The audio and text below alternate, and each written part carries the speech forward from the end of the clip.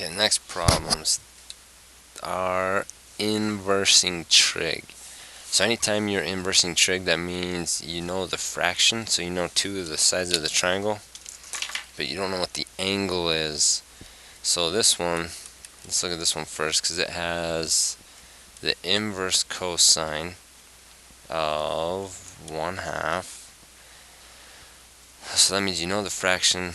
Adjacent over hypotenuse is 1, the hypotenuse is 2, and you're wondering what kind of an angle makes that. So you got some triangle. If you're marking it from here, then this piece would be 1, this piece would be 2, and they're wondering what kind of a triangle makes, what kind of angle makes that triangle. So this, you need to punch it in your calculator. Anytime you're doing the inverse of trig, it's finding the angle. So we are going to do the sine of some angle in degrees as soon as we undo the cosine.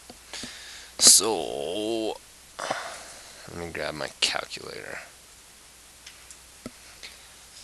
Okay, so if you punch an inverse cosine of 1/2, it gives you 60 degrees. And that makes sense, because if this is 60 and that's your 30, then it's 2, 2, 2, and that's 1, 1, and this would be 1 square root of 3.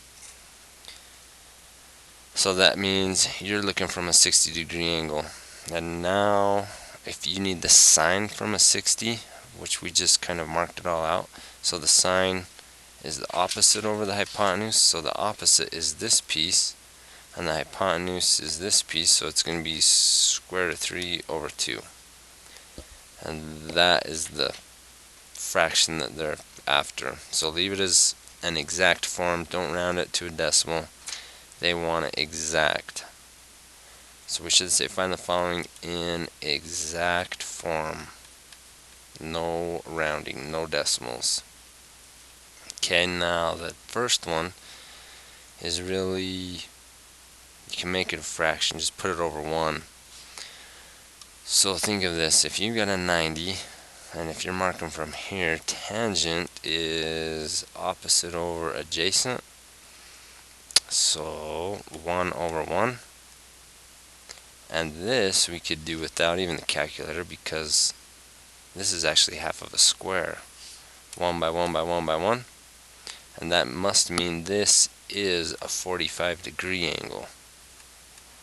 45 degrees, and so the hypotenuse is going to be 1 square root of 2.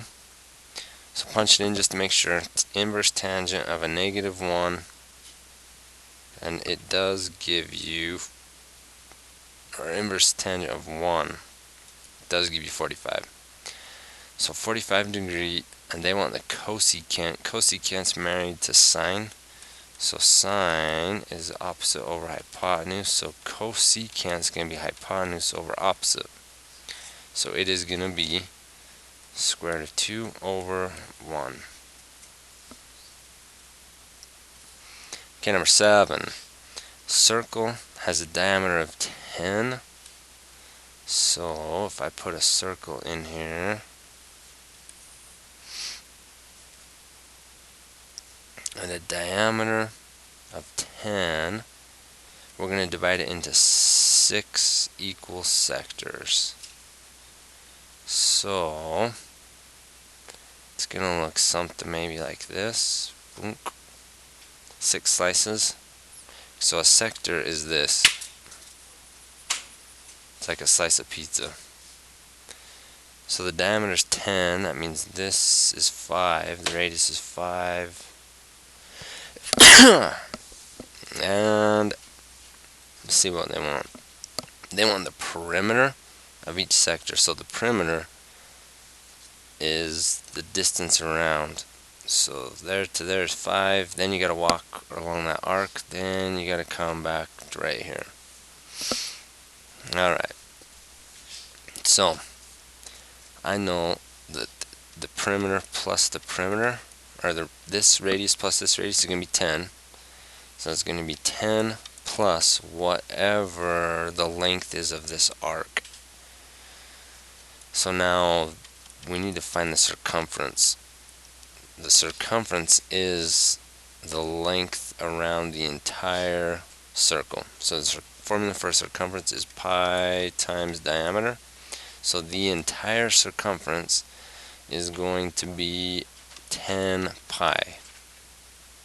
So that's around the whole circle. And we don't need the whole circle, we just need a portion of it. So we divided it into 6 sectors. So if you divide that by 6, so 10 pi is divided by 6. 10 does not divide by 6 very good, but we can simplify it.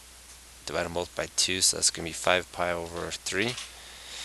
So if I walk 5 and 5, that gives me 10, plus the arc right here is going to be 5 pi over 3. And that is your answer. That's the perimeter. 10 units plus 5 pi over 3. Okay, now, I wonder if I can scoot this over. Because I can't really see. So, now we're going to use some trig. Oof, I made a mess. Okay, calculate the height of a building. Joel, so there's some building I'm going to draw. Joel walked 200 feet from the base, so I'm going to go 200 feet. And he used an inclinometer, whatever that is, inclinometer, to measure. That just measures angles. Some tool that measures angles. The angle from his eye to the top of the building. So Joel's standing right here. So his eyeball to the top of the building.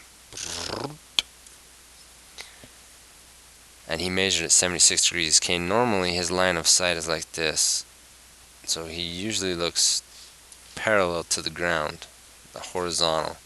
So from his original line of sight, if you're just looking straight out, and he's gonna raise his eyes to look at the top of the building, that is the 76 degree angle. So it makes a 90, and his eye level is 6 feet tall, so that's a big deal. So from there to there is 6 feet. And we need to find this right here. So I'm just going to use this triangle right here, which is 76x, and that is 200.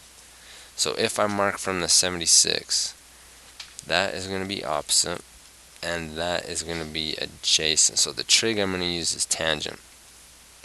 So I'm going to do tangent from the 76 degree, and the fraction is x over 200. So now we're going to solve for x.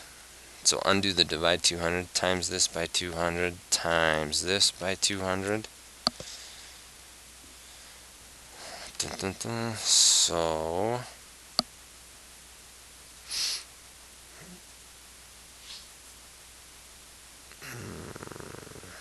200 times the tangent of 76 degrees, hit enter, and x, we just found x to be 802.156 feet. Okay, so the height of the building is going to be that plus the 6, so it is going to be 808.2 feet.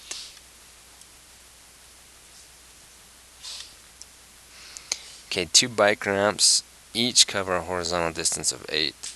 So you got some bike ramp, that's 8.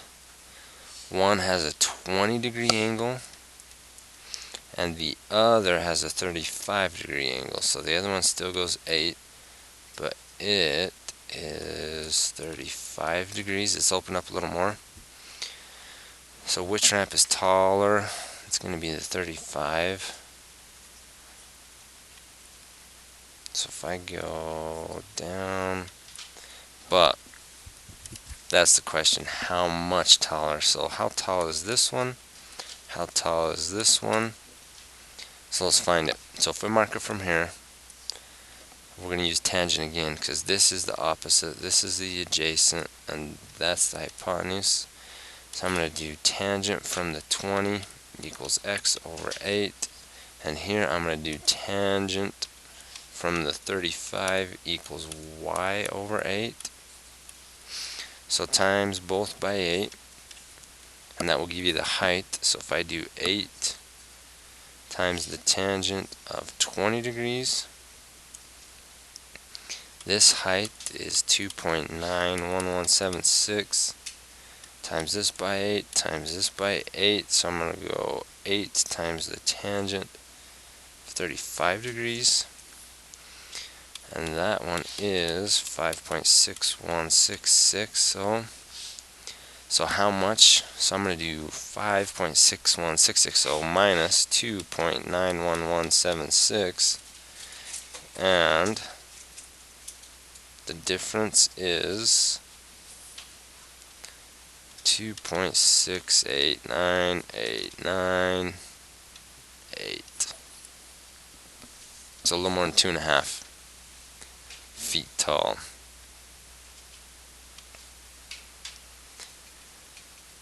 Alright, find the area of each triangle. So the area is 1/2 times the base times the height. That's our formula. So we're going to turn them. I'm going to turn it just like this. So your triangle, you need to make one of the 3 sides be the base. Do not make this PK the base, because you have no idea how much it is. So you're going to make either PH the base, because you know it's 14, or you could make KH the base. So we need to know the base. So choose either of those two. Now, if I spin it around,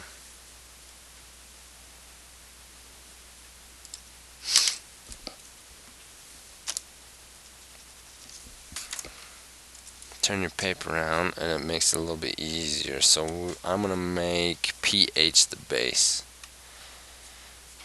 So the height is going to be from K down right there. So I'm going to make 14 be the base. So 1/2 times the base times the height. So I'm going to go 1/2 times base of 14. Okay, now I need this. I need to know how much that is, how tall that is. So I'm looking at this little triangle where I have 20 degrees there. There's my 90, and this hypotenuse is 8. And if I'm after this, the trig, I'm going to mark it from there. So that's the opposite, that's the hypotenuse, that's the adjacent. The trig I'm after is sine. So I'm going to do the sine from the 20, and that equals the height over the hypotenuse. So times by 8 times by 8. So if I do 8 times the sine of 20, that gives me how tall this is. And this is 2.736 tall. So that's my height, 2.736. So if I times that by 14 and divide it by 2, my area simplifies to be 19.15 feet squared.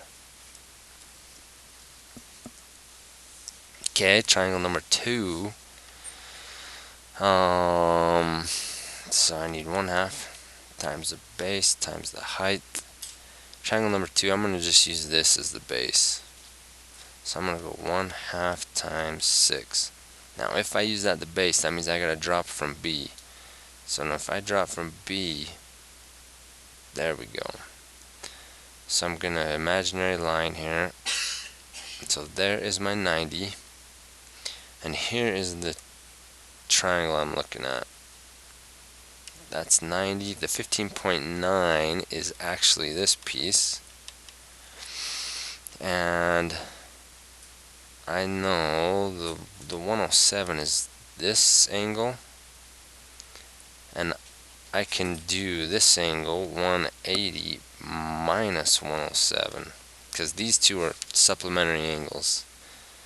they are on the same line. They make a straight line, so 180.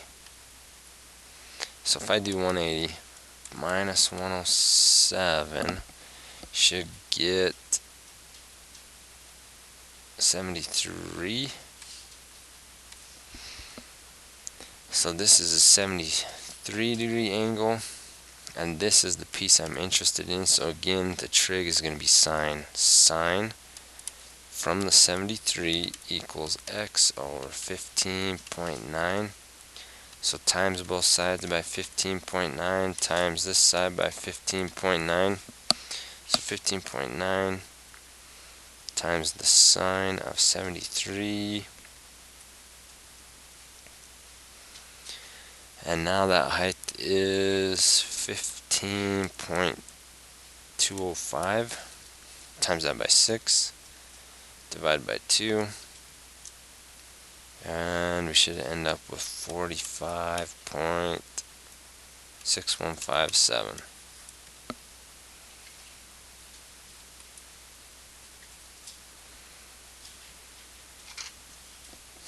Okay, now we're going to graph some trig functions. So here is your model.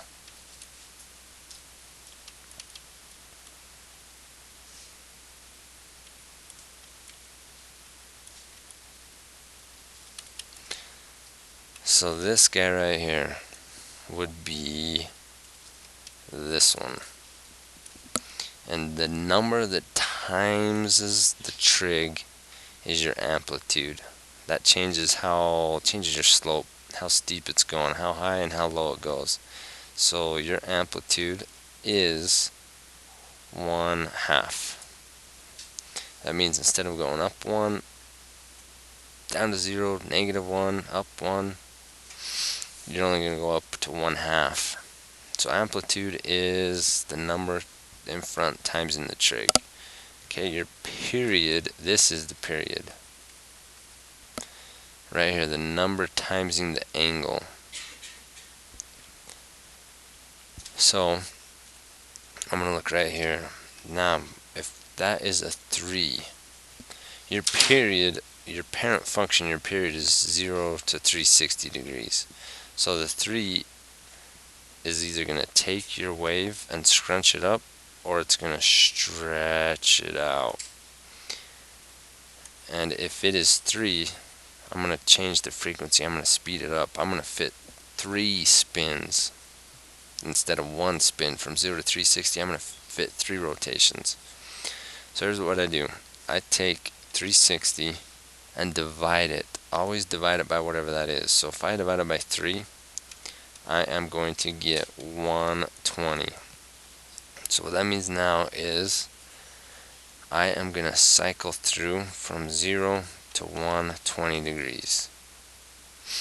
And you can just put 120. 120 degrees is going to be your new period. So every 120 degrees, it's going to start over. Okay, then the last one, the vertical shift is what you add at the very end, or in this case, it's kind of at the very beginning. So it's not tied into all this business with times. It's either added before or after. So your vertical shift is actually a -2. That means you're going to copy and paste everything down 2 numbers.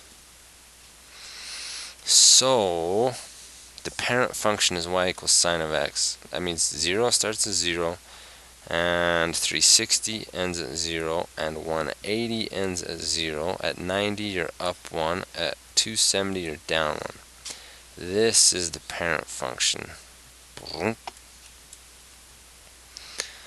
So the new function looks like instead of maxing out at 1, it peaked out at 2 and a -2. So your amplitude is going to be 2, and the vertical shift is 0 because it didn't copy these dots and paste them up or down. I still am at 0, 0, 0. So now we just need the period. Okay, the period, it looks like it starts at 0, but where we end at 360, that is only its halfway mark. It is going to end clear over here. That's 4 pi's, which is 720. So my period equals 720.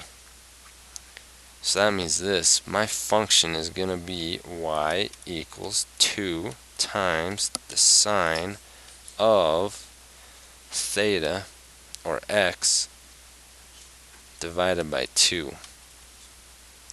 Because I'm going to take, how I end up at 720 is, this is a stretch. So a stretch is dividing it. If I increase the frequency, boom, that means I times it. But if I stretch the frequency, that means I divide it.